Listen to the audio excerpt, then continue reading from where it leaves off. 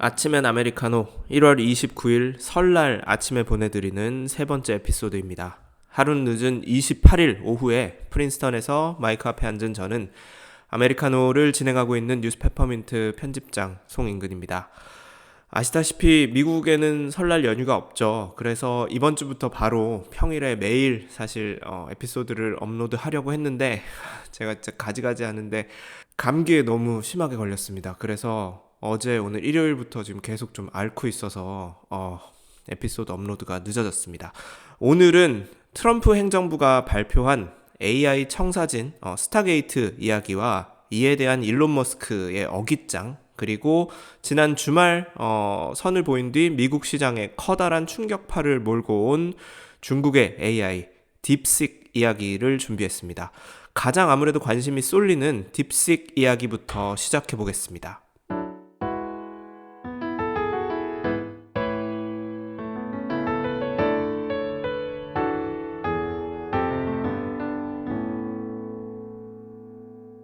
중국의 스타트업 딥식.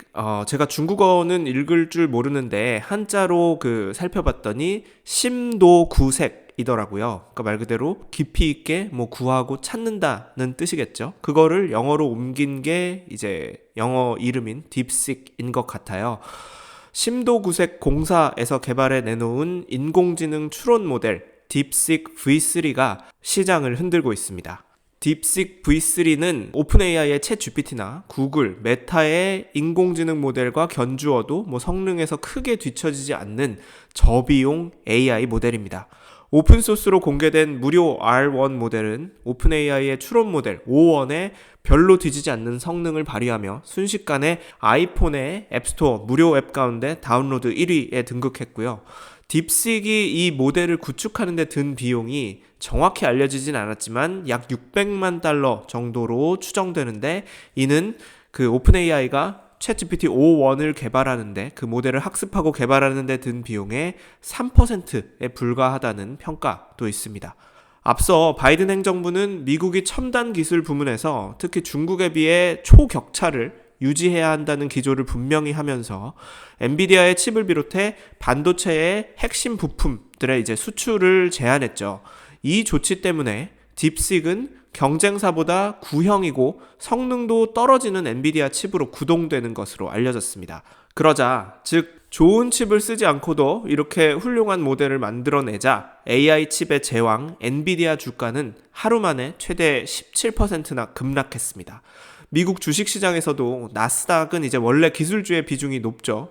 근데 이 가운데서도 주요 기술주를 모아놓은 나스닥 100 지수는 월요일, 그러니까 27일 월요일 딥식의 R1 모델 열풍으로 시가총액이 1조 달러 가까이 증발했습니다.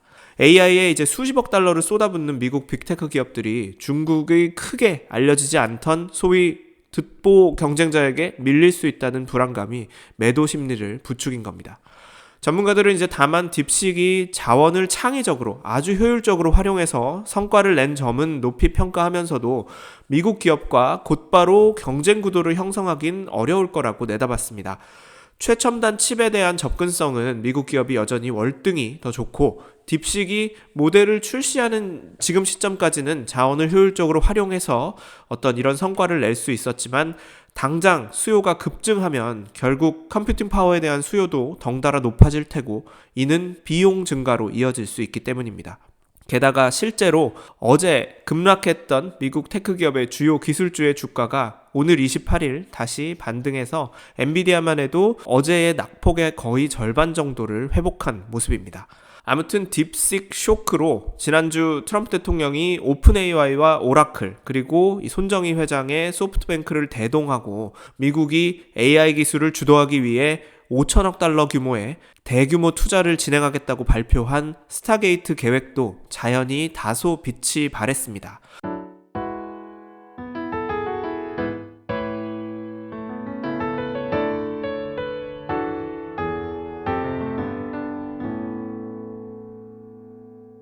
이제는 다소 구문이 됐지만 스타게이트 프로젝트 이야기를 짧게 해보면, 원래 이 이야기를 제가 준비하기도 했었고, 트럼프 대통령 취임 이튿날인 21일이었죠. 트럼프 대통령이 엄청난 AI 인프라 투자라며 대규모 데이터 센터를 건설하고 미국이 AI 경쟁에서 전 세계 모든 나라에 비해 확고한 우위를 점할 거라고 발표했습니다.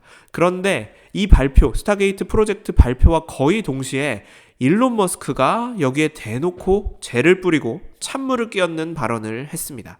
머스크는 우선 소프트뱅크를 비롯해 투자 및 운영을 맡은 기업들이 약속한 자금을 확보하지 못했다며 과연 이 프로젝트가 계획대로 실행될 수 있을지 모르겠다고 의구심을 표합니다. 그러자 이제 기술 부분을 맡은 이제 샘 알트만, 오픈 AI의 샘 알트만이 머스크의 플랫폼 X를 통해 일종의 화해를 시도하죠. 그렇게 삐딱하게 나오지 말고 결국 이게 미국에도 좋고 다 좋은 일이니 같이 좀 협력합시다. 뭐 이런 식으로 그 메시지를 남기고 트윗을 올렸는데 여기에 머스크가 오히려 훨씬 더 강력하게 반발을 합니다. 스타게이트 프로젝트는 껍데기뿐인 가짜, 알트만은 사기꾼이라며 맹비난을 쏟아냈죠.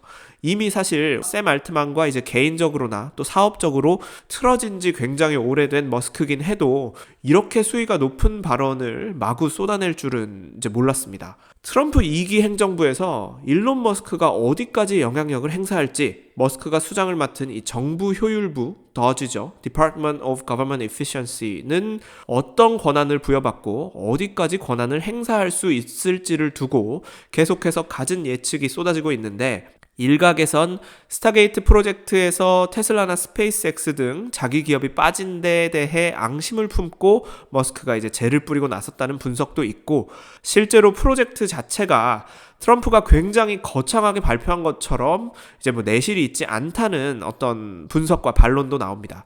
예를 들어서 소프트뱅크는 5천억 달러 가운데 1천억 달러, 1천억 달러를 투자하겠다고 약속하긴 했지만 이 돈을 확보하려면 실제로 대규모로 부채를 조달하거나 자산을 매각해야 하는 것으로 보이고 일부 프로젝트는 사실 뭐 트럼프가 이번에 스타게이트를 구상하면서 새로 시작한 프로젝트가 아니라 이미 바이든 행정부 시절부터 추진해오던 것들의 겉포장만 바꾼 것에 불과하다는 지적도 있습니다.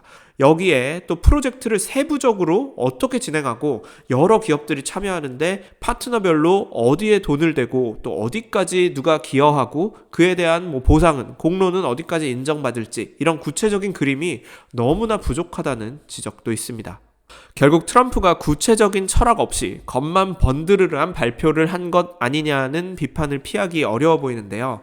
진짜 기술 경쟁에서 우위를 차지하고 일자리도 창출할 수 있을지 아니면 그저 오픈 AI를 비롯해 여기에 참여하는 기업의 거대한 데이터에 마음껏 접근할 수 있는 길을 터주며 규제 철폐의 꿈을 실현해주는 걸지는 두고 봐야 할 것 같습니다. 어쨌든 머스크의 발언으로 이 스타게이트 프로젝트는 신뢰도에 적지 않은 타격을 입었고 트럼프도 기분이 썩 좋지는 않을 텐데 그래도 머스크는 여전히 거침이 없습니다.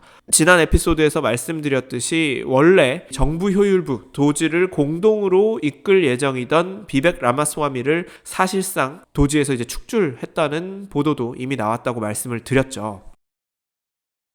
지난 대선 결과가 나온 뒤부터 저는 여기저기에다가 이제 글로 또 팟캐스트로 선출되지 않은 권력 가운데 가히 역대 최강의 제약 없는 권한을 누리게 된 머스크를 경계하는 목소리를 여러 번 내왔는데 오늘은 지난 12월 20일에 있었던 일을 하나만 더 짚어보고 이야기를 마무리하도록 하겠습니다. 당시 제가 한국에 있다가 또 가족여행을 하던 중이라 뭐 이 뉴스를 봤을 때 너무 이야기를 하고 싶긴 했는데 프린스턴에서 온 편지에도 쓰지 못했고 아메리카노에도 다루지 못했던 그 시기에 일어난 일인데요.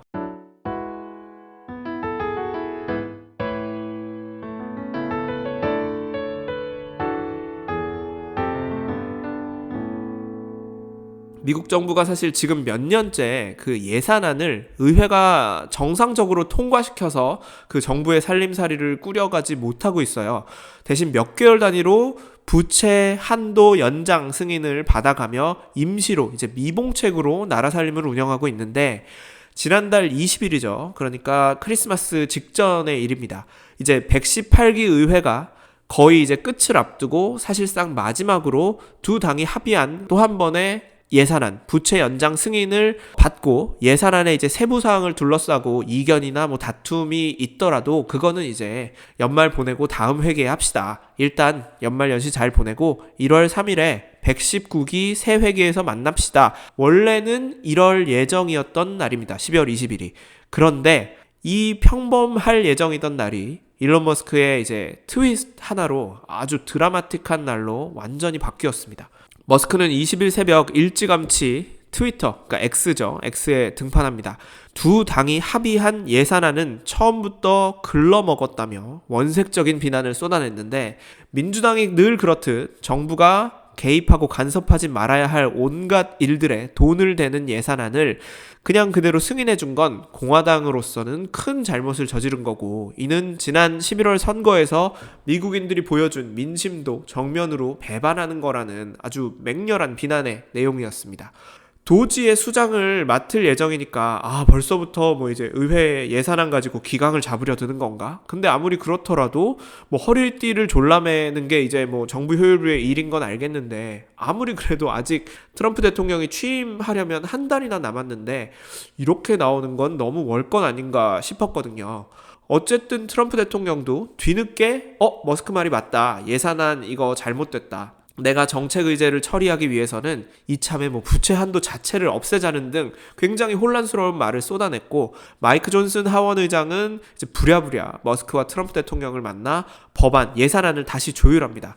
말은 조율이라고 해도 사실상 이제 둘한테 내용을 하달받은 것처럼 보였는데요.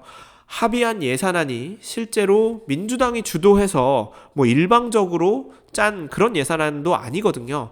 두 당이 머리를 맞대 타협하고 조율한 초당적인 내용이었습니다. 아니나 다를까 민주당은 존슨 의장이 부랴부랴 날림으로 만들어낸 새 예산안은 가볍게 거절해버렸고, 원안이 약간의 자구만 바뀌어서 통과됐습니다. 다행히 미국 정부는 정부 폐쇄, 즉 셧다운을 피했고, 연방 정부는 그래서 이게 20일 하루 동안 이제 뭐 이런 예산안을 가지고 있었던 아주 드라마틱한 하루도 그냥 그렇게 끝이 나나 보다 했어요. 그래서 저도 방금 약간의 자구만 바뀌었다고 그 표현을 했고, 실제로 그런 줄 알았거든요. 근데 그게 아니었습니다.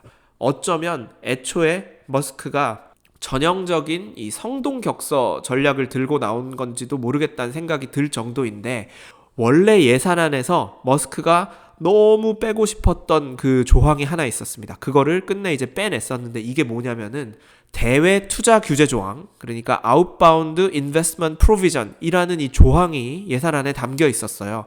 이게 말씀드렸듯이 뭐 민주당에서 단독으로 뭐 발의한 그런 내용이 아니라 공화당의 존 코닌 상원의원 그리고 민주당의 밥 케이시 상원의원 둘이 머리를 맞대고 공동으로 발의한 법안으로 미국 기업이 반도체나 AI 등 민감한 기술을 다른 나라에 투자하지 못하게 금지하거나 또 사전에 신고하고 필요하면 승인을 받도록 하는 규정입니다. 이게 미국 밖으로 아웃바운드로 나가는 투자를 규제하는 건데, 사실상 이제 모든 나라라고 해도 중국을 겨냥한 법안이죠. 중국과 반도체와 AI 기술에서 이제 격차를 유지하는 데 신경을 쓰던 건 뭐 민주당이든 공화당이든 크게 서로 생각이 다르지 않았으니 이런 초당적인 법안이 나올 수 있었죠. 그런데 일론 머스크의 이해관계는 좀 달랐습니다. 아니, 많이 달랐습니다. 머스크는 2019년에 상하이에 아시다시피 테슬라 기가팩토리를 지었죠. 현재 테슬라 수익의 약 25%가 중국에서 나옵니다. 신차의 거의 절반가량을 중국에서 생산하고 있고요. 여기에 두 번째로 또 대규모 데이터 센터와 공장을 중국에 지으려고 이제 머스크가 준비 중인데, 이 두 번째 데이터 센터는 특히 자율주행 기술 연구의 메카로 삼고 싶어 하는 게 이제 머스크의 원대한 계획입니다. 그런데 이 대외 투자 규제 조항이 예산안에 떡하니 명시가 되면 테슬라의 사업이 큰 타격을 받을 수밖에 없었던 거죠. 그래서 머스크는 여기에 격렬히 반대했고 끝내 자기 뜻을 관철시켰습니다. 뭐 이 사실이 사실 프로스펙트를 비롯한 몇몇 언론에 보도가 됐어요. 그래서 머스크의 사업적 이해관계가 미국의 안보를 위험에 빠뜨릴 수도 있는 이런 예산안의 변경으로 이어졌다, 뭐 이런 비판과 지적이 나오긴 했지만, 그런데 이 사실이 크게 이슈가 되진 않고 이내 묻히고 말았습니다. 그래서 일론 머스크는 트럼프의 당선에 분명 절대적인 역할을 하긴 했지만 분명 선출된 사람이 아니죠. 그 다음에 심지어 정부 부처에 준하는, 그러니까 장관에 준하는 역할을 맡게 됐으면서 상원의 인사검증을 받지도 않았어요. 그리고 이 정부 효율부는 대체로 굉장히 비밀리에 머스크가 편한 대로, 머스크 마음대로 운영되면서 업무를 수행하고 있습니다. 그래서 자신의 영향력을 거침없이 행사하면서 미국을 넘어 뭐 요즘 들어 머스크를 보면은 영국이나 독일 정치에도 적극적으로 이제 간섭하는 행보를 보이고 있죠. 어쨌든 일론 머스크가 트럼프 2기 행정부에서 자신의 이해관계를, 사업적 이해관계를 과연 어디까지나 관철할 수 있을지는 계속해서 지켜봐야 할 것 같습니다. 머스크는 지난 선거에 최소 3억 달러 가까운 돈을, 엄청난 돈을 쏟아부은 것으로 알려졌는데, 이 돈을 지금까지만 놓고 보면은 금방 어렵지 않게 회수할 수 있을 만한, 있을 법한 그런 행보를, 그런 출발을 보이고 있습니다.